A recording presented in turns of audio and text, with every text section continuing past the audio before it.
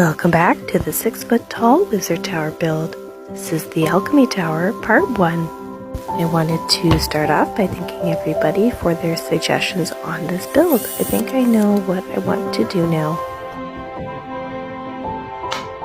Someone had suggested using 4 floors instead of the 2, so that's what I'm going to try out.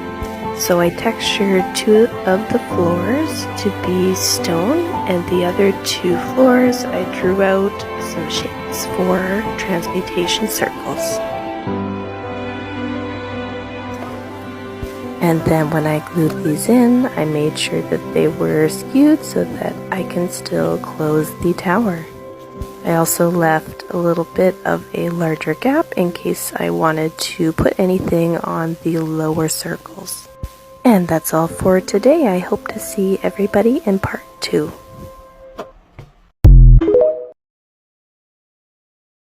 Welcome back to the 6-foot tall wizard tower build. This is the Alchemy Tower Part 2. And today we are going to do some work on the outside using some of the new jigs that I got from Shifting Lands. This first one here is a window jig, and happy accident, I didn't have 1-inch foam, so I had to use 2 half-inch pieces, and they pulled apart perfectly to make 2 windows. And it was at this moment that I realized that I made a mistake. When I was doing the second step for the window, I realized that the template was made backwards, so I redid it and put a little reminder on the templates for future me. Once I finished that, I cut out the holes and added the windows that came with this jig set. Next, I'm going to use one of my new column jigs. I thought that this would look quite nice on the outside as well, so I made 2 sets of these and cut them in half.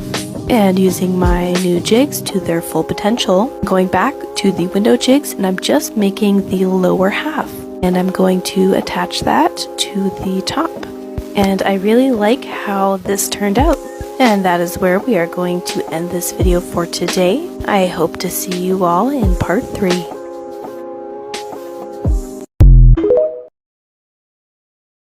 Welcome back to the 6-foot tall wizard tower build. This is the Alchemy Tower Part 3. And today we are going to finish our build on the outside by adding some bricks. As always, I use my Proxxon hot wire cutter to cut out my bricks, and I texture them in a container with rocks. And I glued my foam bricks on using hot glue to make the process go by faster. And now that those are glued on, we are ready to move on to the next step, which is sanded grout. I'm going to fill all of the gaps with this grout, and I'm going to set it with some watered down glue. I don't know if this is the best method, but it's the method that I used. And that is all we can add for today. Now we must let this dry, and then it will be ready for Mod Podge and paint. See you in part 4.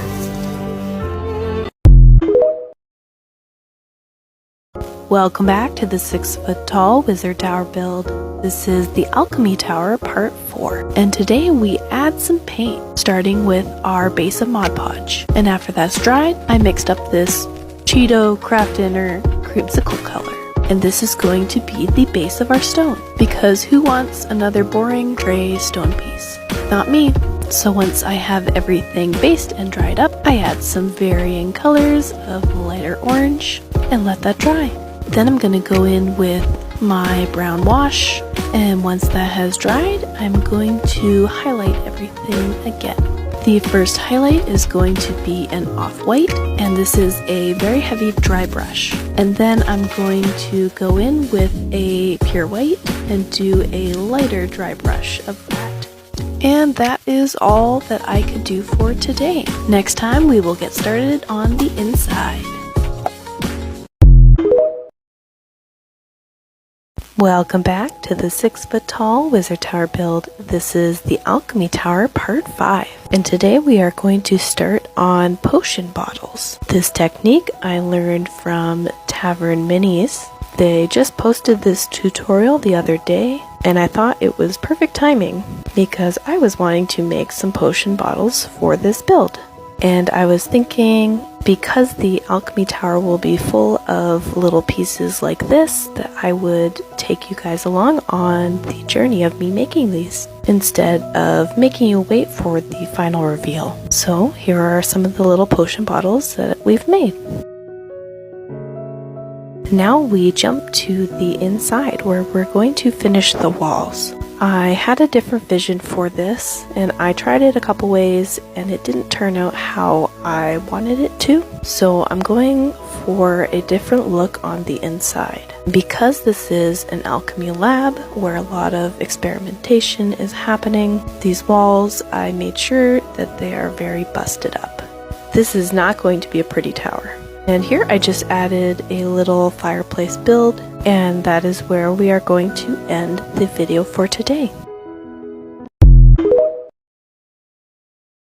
Welcome back to the 6-foot tall wizard tower build.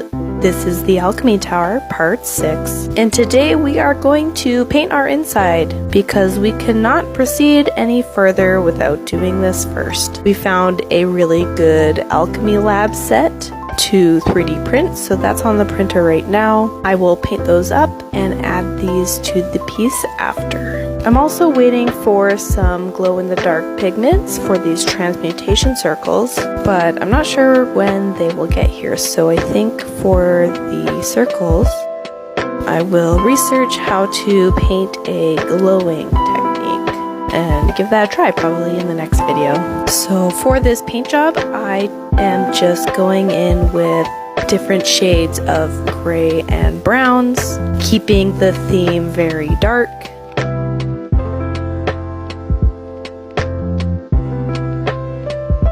And after I have all my colors in place, I go over with a highlight of my off-white. And once that is all dry, I'm going to go over everything in my black wash. Speaking of my black wash, there's a little bit of a tragedy. I spilt it all over myself and got a bit on the outside of the tower that I will need to touch up. So now we must wait for the wash to dry before we can continue. See you in part 7. Welcome back to the 6-foot tall wizard tower build. This is the Alchemy Tower part 7, and today I got started on painting some of the pieces that will go into the tower. This is a boiler and a cauldron, and I'm thinking these will go on the second floor, but I'm not putting anything in permanently yet until I have all the pieces painted. Now I am attempting to make a glowing effect on our transmutation circles. The 2 glow-in-the-dark pigments that I ordered were green and blue, so I'm trying to replicate those colors so if they show up in the mail, I can just add those on top. And I think it turned out not too bad. Kind of looks like it's glowing. And that is all for today. I will see you all in part 8.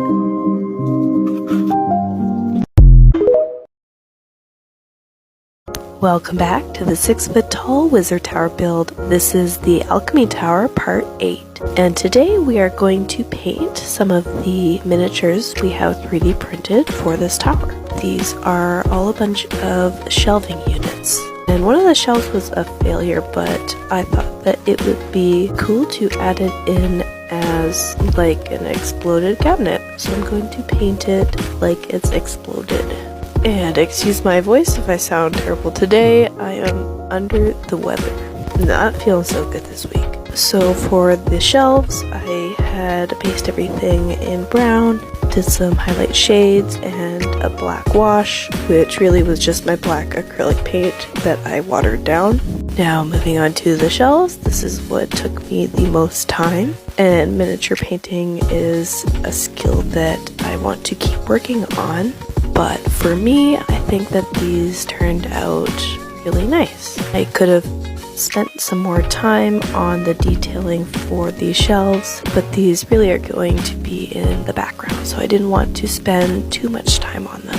And here is what they all look like after I finish painting. Now I haven't permanently put any of these pieces on yet, but here's an idea of where they will go. I think that I will leave the final placement of these pieces for the final reveal video. As I mentioned previously, these shelves are going to be glued onto the walls, and we still have some more items to print and paint. See you in the next part. Welcome back to the 6-foot tall wizard tower build. This is the Alchemy Tower Part 9, and today we have some more stuff to paint. I have an alchemist desk and a smaller table to paint up and a bunch of little bits. For this alchemist table, I think that it is supposed to be stone, but I painted it like metal. Gave it kind of a rusting effect.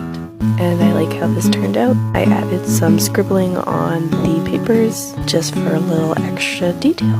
And here is the second smaller table. Now we're going to move on to some other smaller pieces to add to the build. I'm using some Citadel skulls. I'm going to paint those and put them in a jar. And then using the beads that I got from my local hobby store and some fake plants that I already had, I'm going to make some mini plants. And I really like how these turned out. Now that is all for the Alchemy Tower for now. The next video will be the final reveal, so I still have a bunch of little things that I'm going to craft, and I'll do that off camera. I know that this build is heavy on 3D printed items, but because this is an alchemy tower, there's a lot of things that I couldn't hand make, and I absolutely love it. See you red, lose my head. I get so caught up in the friction. Try my best, I confess. I fight it like it's an addiction. It won't rest in my chest. Adrenaline is running me down. It's taking control now. It's my comfort, it's my sin. I can't stop breathing in. Oh, here I go again. Chemicals, I'm drowning in the chemicals. Yeah, I need a miracle. 'Cause I'm about to lose control of my breath. I'm drowning in the